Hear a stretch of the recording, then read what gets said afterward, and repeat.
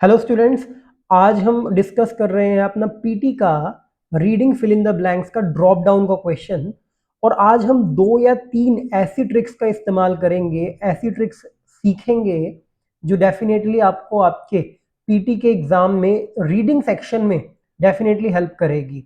तो जल्दी से क्वेश्चन शुरू करते हैं। बट क्वेश्चन शुरू करने से पहले अगर आपका पीटी के रिगार्डिंग कोई भी डाउट है या पीटी के रिगार्डिंग कोई भी क्वेरी है तो आप नीचे कमेंट सेक्शन में डाल सकते हैं। और अगर आप 1-to-1 क्लासेस लेना में इंटरेस्टेड हैं हमसे पीटी की, चाहे वो ऑफलाइन क्लासेस हो चाहे वो ऑनलाइन क्लासेस हो, तो डिस्क्रिप्शन में डिटेल्स दे रखी हैं, उन पे आप कांटेक्ट करके बात कर सकते हैं। तो चलिए जल्दी से क्वेश्चन शुरू करते हैं। Although economic development is a linear phenomenon, most industrialized countries have seen sustained economic growth in recent years। अब मैंने आपको पहले ही बता रखा है कि कुछ स्टूडेंट्स हमेशा ये बात पूछते हैं कि सर हम जल्दी से पहले ब्लैंक्स पे ही जंप कर जाएं। तो मैं हमेशा आपको यही एडवाइस करता हूं कि पहली लाइन से हल्का सा टॉपिक को जानने की कोशिश कीजिए कि टॉपिक क्या बात कह रहा है, क्योंकि रीडिंग में जब तक आपको समझ नहीं आएगा तब तक आप ठीक आंसर नहीं लगा पाएंगे। तो कह रहा है हालांकि इकोनॉमिक डेवलपमेंट एक लीनियर फिनोमिना है। लीनियर फिनोमिनन का मतलब है कि ये सीधा सा फिनोमिनन है कि अगर एक देश के अंदर लोग ज्यादा काम करेंगे, ज्यादा डिमांड होगी तो ज्यादा ग्रोथ होगी एक देश की। Most industrialised countries have seen sustained economic growth. कह रहा है और बहुत सारे ऐसे देश हैं जहां पे इंडस्ट्रीज को लगाया गया और उन्होंने क्या किया, बहुत अच्छी ग्रोथ को देखा इन रीसेंट ईयर्स। कह रहे पिछले के कुछ अभी सालों में इन्होंने बहुत अच्छी ग्रोथ को देखा। Which is dash with increase of income per capita. और कह रहे ग्रोथ तो देखी ही लेकिन साथ में डैश भी देखा, income per capita. Income per capita का मतलब है कि एक व्यक्ति कितनी अर्निंग कर पा रहा है। तो कह रहा है उसमें भी इंक्रीज देखा कि जैसे मान लीजिए इंडस्ट्रीज लगने से पहले अगर एक घर के अंदर 10,000 रुपए आते थे, अब कह रहा है कि शायद 20,000 रुपए आ रहे हैं। तो इंक्रीज हो गया है इनकम पर कैपिटा, हर पर्सन की जो अर्निंग है वो भी इंक्रीज हो गई है। Which is made, created, compared, marked. Made का मतलब होता है किसी चीज को बनाना। क्रिएटेड किसी चीज का, जैसे कोई एक आर्टिस्ट है उसने एक पेंटिंग को क्रिएट कर दिया है। कंपेयर, कंपेयर का मतलब होता है तुलना करना। मार्क का मतलब होता है एक हमें एक कंपैरिजन देना कि भाई एक स्टैंडर्ड सेट कर दिया है, एक मार्क पे पहुंच चुका है। तो कह रहा है कि भाई एक स्टैंडर्ड ही यहाँ पे सेट हो रहा है कि जैसे जैसे इकोनॉमिक ग्रोथ हो रही है वैसे वैसे हमने ये भी देखा है कि जो पर कैपिटा इनकम है वो भी इंक्रीज हो रही है। ठीक है जी, आगे चलते हैं। Dash telephone, television and computer by people has been increase. कह रहा है और टेलीफोन का, टेलीविजन का और कंप्यूटर का लोगों के द्वारा इंक्रीज कर दिया गया है। अब क्या चीज इंक्रीज होएगी, अगर किसी देश के अंदर ज्यादा इनकम होएगी तो लोग ज्यादा उनको खरीदेंगे और ज्यादा ही उसका यूज करेंगे। तो ऑप्शंस देख लेते हैं एक बार। कह रहा था use for, a use of, the use of, a use for. अब यहां पे देखिए मजेदार चीज क्या है, यहां पे ये ग्रामर बेस्ड क्वेश्चन है क्योंकि चारों ऑप्शन में यूज वर्ड तो कॉमन है ही। अब हमको ये देखना है यूज फॉर, यूज ऑफ या या द। अब जब भी आप यूज करोगे तो वो एक चीज के लिए हो रहा होता है। ठीक है जी, अ पेंसिल, अ बुक। कह रहा है कि सर द कब यूज होगा, कह रहा है द यूज होगा जब एक से ज्यादा चीजों की बात हो रही होगी।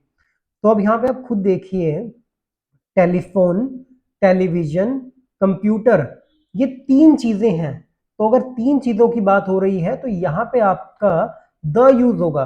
तो अ यूज ऑफ और अ यूज फॉर तो आपका ऐसे ही कैंसिल हो जाएंगे। अब बचा है हमारे पास द यूज फॉर और द यूज ऑफ। फॉर का मतलब होता है के लिए और ऑफ का मतलब होता है उनका।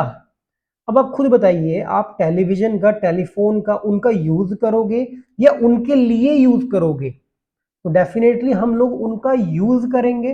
तो the use of telephone, television and computer by people has been increase. कह रहा है कि इन चीजों का इस्तेमाल लोगों ने ज्यादा करना शुरू कर दिया है।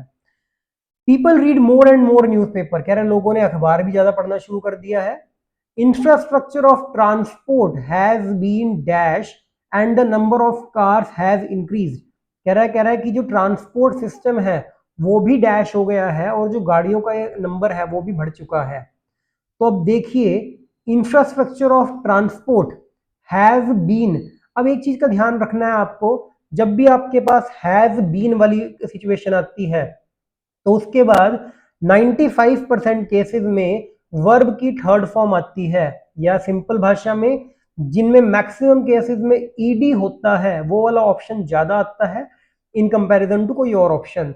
तो यहाँ पे देखिए हमें गिवन है developed better, better developing, developing better और बेटर डेवलप्ड। तो हमने कहा है कि सर ईडी वाला आंसर आएगा, तो एक तो डेवलप्ड बेटर ये आ सकता है हमारा, फिर ये डेवलपिंग आ चुका है ये नहीं आएगा, इसमें भी डेवलपिंग आ गया है ये भी नहीं आएगा, फिर हमारा आता है बेटर डेवलप्ड। अब या तो हमारा फर्स्ट ऑप्शन आएगा डेवलप्ड बेटर, या हमारा आएगा लास्ट ऑप्शन बेटर डेवलप्ड। कह रहा है सर अब इन दोनों में क्या फर्क है, अपने को ये समझना है। कह रहा है अगर हम किसी की तारीफ कर रहे हैं तो हम जो चीज को रिप्रेजेंट करते हैं ज्यादा तारीफ के लिए उसको हम बोलते हैं एडजेक्टिव। तो जो एडजेक्टिव आता है वो पहले आता है वर्ड्स से, ना कि बाद में। जैसे यहाँ पे अगर हम बात करते हैं तो यहाँ पे बात हो रही है कि सर डेवलप्ड बेटर या बेटर डेवलप्ड। अब मान लीजिए एक लड़का है तो मैं कह रहा हूं अ बॉय, लेकिन मैंने कहा है कि ये लड़का बड़ा ही सुंदर है तो मैं कहूंगा अ ब्यूटीफुल बॉय। तो ये जो ब्यूटीफुल है ये बॉय से पहले आ रहा है, जो ये बता रहा है कि बॉय बहुत अच्छा है। तो ऐसे ही ये कह रहा है कि जो ट्रांसपोर्ट सिस्टम है उसका जो इंफ्रास्ट्रक्चर है वो डेवलप्ड तो हुआ है, तो ईडी वाला तो आएगा, लेकिन डेवलप क्या हुआ है, पहले से बेटर हुआ है। तो better developed, has been better developed and the number of cars has increased. Less economically developed countries usually dash be agricultural countries. अब ये एक इंपॉर्टेंट चीज है, यहां पे देखिए कंट्रीज आ गया और ये सारे ऑप्शंस जो हमारे हैं ये हमें इंडिकेट कर रहे हैं कि शायद हमारा आंसर सिंपल प्रेजेंट वाला आएगा। तो सिंपल प्रेजेंट टेंस का एक रूल होता है, जब भी प्लूरल होता है उससे पहले, प्लूरल का मतलब एक से ज्यादा चीज होती है, तो उसके बाद जो आपका आंसर आता है वो आपका विदाउट एस वाला आता है। तो हमारे पास दो ऑप्शन थे, एक टेंड्स है और एक टेंड है। तो विदाउट एस वाला ऑप्शन हमारा सिंपल हो जाएगा, टेंड वाला हो जाएगा, तो हम यही यूज करेंगे टेंड टू बी। तो अब जल्दी से अपने आंसर्स को चेक कर लेते हैं, आगे हमें पढ़ने की जरूरत नहीं है क्योंकि हमारे सारे ऑप्शंस कंप्लीट हो चुके हैं। तो देखिए हमारे सारे ऑप्शंस बिल्कुल ठीक हैं। तो आप जब भी अपनी रीडिंग करें पहली लाइन जरूर जरूर पढ़ें और साथ के अंदर वर्ड्स के मीनिंग जो मैं आपको साथ साथ बताता जा रहा हूं या जो भी मैं रूल्स आपको बता रहा हूं वो साथ साथ आप अपनी नोटबुक में नोट करते रहें। तो ये थी अपनी आज की क्लास, कोई भी डाउट है कमेंट जरूर कीजिए और ऑनलाइन या ऑफलाइन क्लासेस के लिए भी आप डिस्क्रिप्शन में डिटेल्स देख सकते हैं और कॉन्टैक्ट कर सकते हैं। Thank you so much.